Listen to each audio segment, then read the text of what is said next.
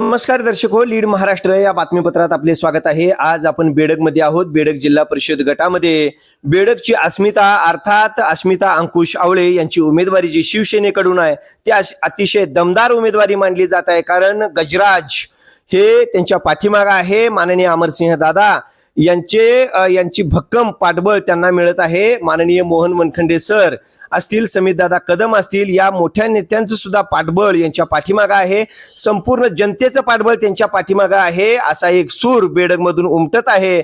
म्हणून कुठेतरी बेडग जिल्हा परिषद गटातील मल्लेवाडी असेल, नरवाड असेल, विजयनगर, बेडग या गावांचा पाठिंबा अस्मिता अंकुश आवळे यांना मिळत आहे। या बेडगच्या कन्या आहेत, बेडगची लेक, म्हणून त्यांना एक सहानुभूती मिळत आहे। त्या सहानुभूतीच्या जोरावर आज आपण त्यांची मुलाखत घेतोय। ताई नमस्कार।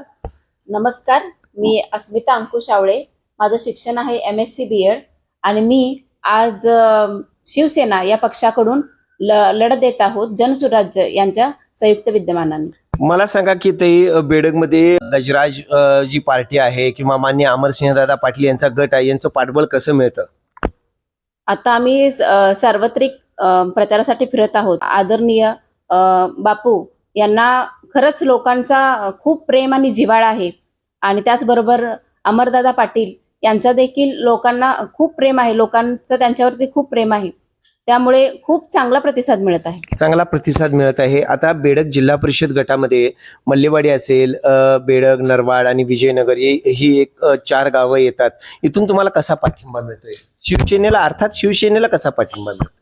शिवसेना म्हणलं तर जसं की एकनाथ दादांचं लाडकी बहीण हे सर्वतोपरी अगदी तळागाळापर्यंत सर्वांपर्यंत योजना पोहोचलेल्या आहेत। त्यामुळं बऱ्यापैकी जनता ही ठामपणे शिवसेनेला खूप छान थम्सअप करते, अक्षरशः इतकं छान वाटत आहे आणि लोकांचा खूप विश्वास मिळत आहे।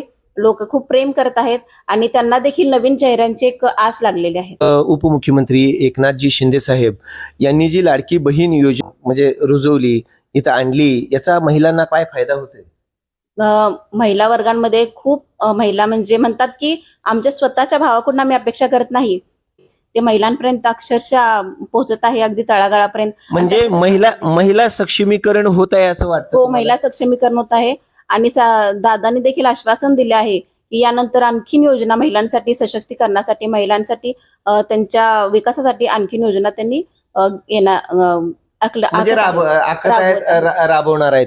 मला सांगा, शिवसेनेचे माननीय मोहन वनखंडे सर असतील किंवा जनसुराज्यचे समितदादा कदम असतील, तुम्हाला तसं बघायला गेलं तर काँग्रेस असेल, राष्ट्रवादी असेल, अशा संयुक्त विकास आघाडीचा सुद्धा तुम्हाला पाठिंबा आहे आणि म्हणून कुठेतरी ही उमेदवारी चर्चेत आहे। हो, माननीय वनखंडे सर, त्याचबरोबर सुमित दादा यांचे देखील त्या सर्वांच्या पाठिंब्यानेच आम्ही यामध्ये लढत देत आहोत आणि लोकांचा, सर्व जनतेचे खूप प्रेम आहे सुमित दादांवर, वनखंडे सरांवर। एकत्रितपणे आम्ही लढत देत आहात। मला सांगा की बेडगची जनता कैलासवासी परशुराम बापूंच्यावर प्रेम करणारी जनता होती आणि त्याचा फायदा तुम्हाला कसा होतोय की बापूंचं अचानक जाणं तर मनाला चटका लावून जाणारच आहे, मात्र कुठेतरी बापूंच्यावर प्रेम करणारी हितली जनता आहे। बापूंच्यावरती प्रेम करणारी जनता खूप आहे आणि लोक, आम्ही जातोय जेव्हा घरी, तेव्हा बापूंचे किस्से सांगतात, अक्षरशः डोळ्यात पाणी काढून सांगतात। त्यावरूनच कळते की बापू किती जिव्हाळ्याचे होते लोकांसंबंधी।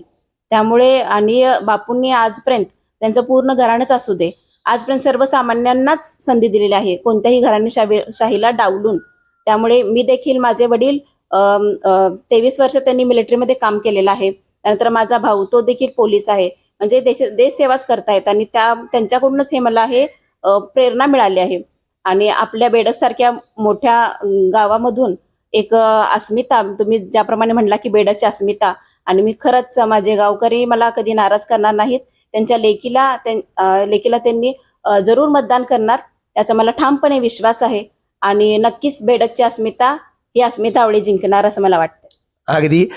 मला सांगा ताई की तुम्ही एक उच्च शिक्षित महिला आहात आणि उच्च शिक्षित महिला जर या जिल्हा परिषद गटात निवडून आली तर कुठेतरी गावचा आणि ह्या 4 गावांचा सुद्धा विकास होईल असं तुम्हाला वाटतं का? हो, म्हणजे आम्ही जेव्हा जातोय, घरोघरी भेटी घेतोय, तर आम्हाला शिक्षण असू दे, काही महिला असं म्हणत होत्या की त्यांच्या मुलांना मुली देत नाहीयेत रस्ते नसल्यामुळे, त्याचबरोबर मुलांना शाळेला जाताना पेपरला जाताना देखील काही मुलांचे पेपर देखील चुकलेले आहेत हे रस्ते नसल्यामुळे. त्यामुळं अक्षरशः खूप वाईट वाटतं अशा परिस्थिती बघून. आणि त्याचप्रमाणे एक शिक्षक असल्यामुळे मनातला जो शिक्षक आहे तो जागा होतो आणि शिक्षक हा समाजाचा एक घटक आहे, जवळचा घटक आहे. त्यामुळे समाजकारण हे माझ्यासाठी राजकारणापेक्षा खूप महत्वाचं आहे असं मला वाटतं. समाजकारणाबरोबर राजकारण करत असताना किंवा राजकारणातून समाजकारण करत असताना ह्या गोष्टी तर होतच राहतील. मात्र तुम्हाला राजकारणात येण्याची इच्छा होती का हो? राजकारण म्हणलं तर तसे माझा काही बॅकग्राऊंड नाही आहे. पण माझे जे वडील आहेत ते सध्या ग्रामपंचायत सदस्य म्हणून काम करतात.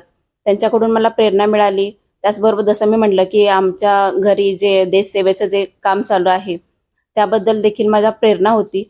बेडगची उमेदवारी इतक्या मोठ्या लोकसंख्या असताना देखील एवढ्या मोठ्या लोकसंख्येमधून बेडगची उमेदवारी ही डावलली गेली आणि हे कुठेतरी मनाला लागलं आणि त्यामुळे आम्ही ह्यामध्ये येण्याचा निश्चय घेतला. आणि त्याचबरोबर आम्हाला सरांचा आपल्या गजराज ग्रुपचा असू दे, त्याचबरोबर जनसुराज्य यांचा खंबीरपणे पाठिंबा मिळाला की ताई तुम्ही हे करूया, आपण बेडग गावासाठी आज कुठेतरी ठामपणे उभं राहिलं पाहिजे.